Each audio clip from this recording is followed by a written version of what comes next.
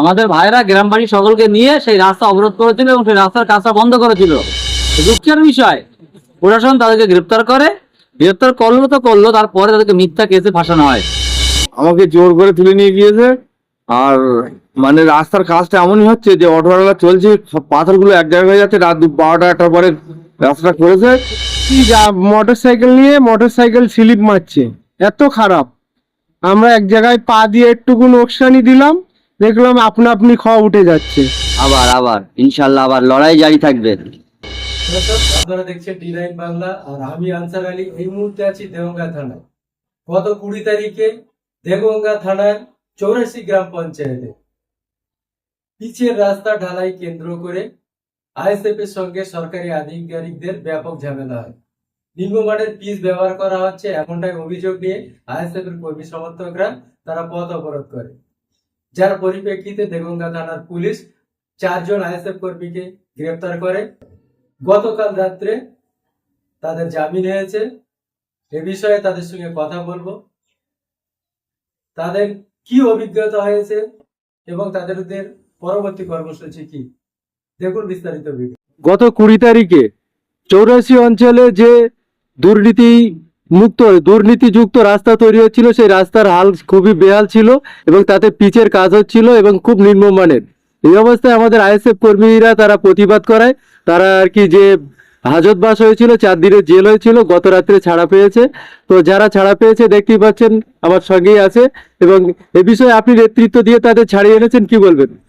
দেখুন, বলার কিছু নেই। বর্তমান সরকার যে দুর্নীতিগ্রস্ত সরকার সকলেই জানে, তার ব্যতিক্রম ছিল না। আপনার 84 পঞ্চায়েতের মধ্যে একটি রাস্তা হচ্ছিল, সেখানে বেহাল দশা এবং সেখানে দুর্নীতি চলছিল। আমাদের ভাইরা গ্রাম বাড়ি সকলকে নিয়ে সেই রাস্তা অবরোধ করেছিল এবং সেই রাস্তার কাজটা বন্ধ করেছিল। দুঃখের বিষয়, প্রশাসন তাদেরকে গ্রেপ্তার করে, গ্রেপ্তার করলো তো করলো, তারপরে তাদেরকে মিথ্যা কেসে ফাঁসানো হয়। তাদেরকে দেওয়া হয় পুলিশকে মারধর করা কেস, ভাঙচুর করা কেস, শখের সম্পত্তি নষ্ট করা কেস। কিন্তু একটা কোনো শখের সম্পত্তি নষ্ট করেনি, কোনো অফিসারকে মারধর করেনি। হ্যাঁ, তারা তো দীর্ঘক্ষণ ধরে তারা অবরোধ করেছিল, কিন্তু সে পুরো কেসটাকে ঘুরিয়ে দিয়ে ওদের ঘাড়ে মিথ্যা কেস দেওয়া হয়, দিয়ে 7 দিনে জেলে ছাড়ানো হয়। গতকালকে আমরা আমাদের সকলের নেতৃত্ব দিয়ে, আমাদের মেম্বার সাহেব আছেন এবং পুরো অঞ্চল সহ ব্লক সহ সকলের নেতৃত্ব দিয়ে আমাদের 4 ভাইকে, এখানে 3 জন আছেন, বাবু আছেন, আমাদের গার্জিয়ান সাহেব, আমার এই ভাই আছে, আরেক ভাই আছে, আরেক ভাই বাড়িতে, এই 4 জনকে আমরা ছাড়িয়ে নিয়ে এসেছি। রাত 11:30 বাজে তাদের আমার ফ্যামিলি হাতে তুলে দিয়েছি। দেওয়ার পরে এখন সকলকে থানায় নিয়ে এসে তাদের ফোন, টাকা পয়সা যা ছিল সেগুলো তো উদ্ধার করে তাদের হাতে দিয়ে দিলাম। এই আমাদের কাজ আপাতত শেষ। তাই বলে কাজ আমাদের শেষ হয়নি, আর বেড়ে গেল। আমাদের ছেলেদের জেল কাটিয়ে বুঝে গেল যে দুর্নীতি করলে আর বেশি করে আন্দোলন হবে। আইএসএফ এর ছেলেরা যারা যে অ্যারেস্ট হয়েছেন, তাদের মধ্যে আমি তাদের সঙ্গে কথা বলার চেষ্টা করব। তা ভাই, তুমি যে এই যে হচ্ছে এই রাস্তা অবরোধ কাণ্ডে যে গ্রেপ্তার হয়েছিলে, তুমি এর আগে কি কোনো সময় থানায় এসছো? না, আমার জীবনে ফার্স্ট টাইম এসেছি থানায়। তো কি বলবো, এখন যে সমাজ পরিস্থিতি চলছে, বলতে গেলেই তুলে নিয়েছে, অন্যায়ের প্রতিবাদ করতে গেলেই থানায় তুলে নিয়েছে। কি বলবো এছাড়া? থানা থেকে তোমার কাছ থেকে কি কি নিয়েছিল? ফোনটা ছিল, আর একটা চাদর ছিল, একটা বেল্ট ছিল।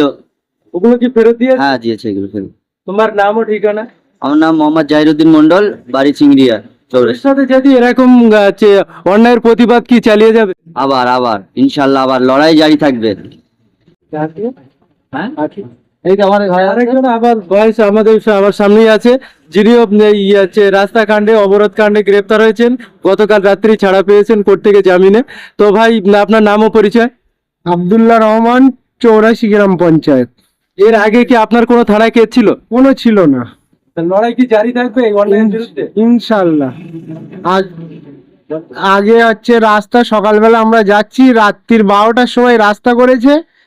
সকালবেলা আমরা যাচ্ছি, মোটর সাইকেল নিয়ে মোটর সাইকেল স্লিপ মারছে, এত খারাপ। আমরা এক জায়গায় পা দিয়ে একটুকু নোকসানি দিলাম, দেখলাম আপনা আপনি খাওয়া উঠে যাচ্ছে। বললাম, তার জন্য অপরাধ করে একটু বেশি টাইম হয়ে গেছিল, ওই জন্য তো আমাদের বিভিন্ন কেস দিয়ে ফাঁসিয়ে দিচ্ছিল। তো দেখতেই পাচ্ছ দর্শকরা, এখানে কেস দিয়ে নানাভাবে হেনস্থা করা হয়েছে আমাদের আইএসএফ কর্মীরা। একজন বয়স্ক মুরব্বী আছেন, তিনিও এই অন্যায়ের প্রতিবাদে সামিল হতে গিয়ে তিনিও অ্যারেস্ট হয়েছেন। ভাইজান, এর আগে কি আপনি কোনোদিন থানায় এসেছেন? না, আমার ওখানে দোকান আছে, আমি পাশে ছিলাম। আমাকে জোর করে তুলে নিয়ে গিয়েছে।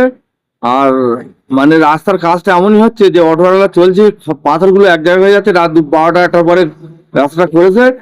সকালবেলা সব ফাঁকে ছেলেপিলে গেলে তো পড়ে মরে যাবে। মানে রাস্তা আমরাও চেয়েছিলাম যে রাস্তা যদি ভালো না হয়, যেরকম ছিল ওরকম করে দেখ, মানুষ সুস্থভাবে চলুক, তার জন্য আমাদের অ্যারেস্ট করেছে এবং এর জন্য আমরা কোনো দোষী না। চোর বুকে এই প্রতিবাদ কি দীর্ঘদিন ধরে জারি থাকবে? অবশ্যই দুর্নীতি, এরকম দুর্নীতিগ্রস্ত এবং নর্মাল যদি কাজ হয় আরো অনেক এর থেকে বেশি আন্দোলন হবে। তো দেখতে পাচ্ছ, আমি আবার অজিউদ্দিনের কাছে যাব। তো দীর্ঘদিন ধরে বঞ্চনার শিকার এই দেগঙ্গা ব্লকের প্রত্যেকটা গ্রাম পঞ্চায়েতের মানুষ, রাস্তা থেকে কল থেকে ড্রেন, সবাই অবস্থা একই পারে, খুবই নিম্নমানের এবং সাধারণ মানের রাস্তা কাজ তৈরি হচ্ছিল, যারই প্রতিবাদ স্বরূপ মানুষ রাস্তায় এসেছিল। এবং দেখতেই পাচ্ছ এই ভাইজানেরা গ্রেপ্তার হয়েছিল, পুলিশ মিথ্যা কেসে ফাঁসিয়ে তাদের অ্যারেস্ট করেছিল। গতকাল রাত্রে তাদের জামিনে মুক্ত করা হয়েছে। তো ভাইজান, কথা বলে যেটা জানলাম, সম্পূর্ণ বেআইনি ভাবে এবং সম্পূর্ণ শাসকের মদতে এদেরকে অ্যারেস্ট করা হলো। এই প্রতিবাদ কি জারি থাকবে? এ বিষয়ে আইএসএফ নেতৃত্ব কি ভাবছে?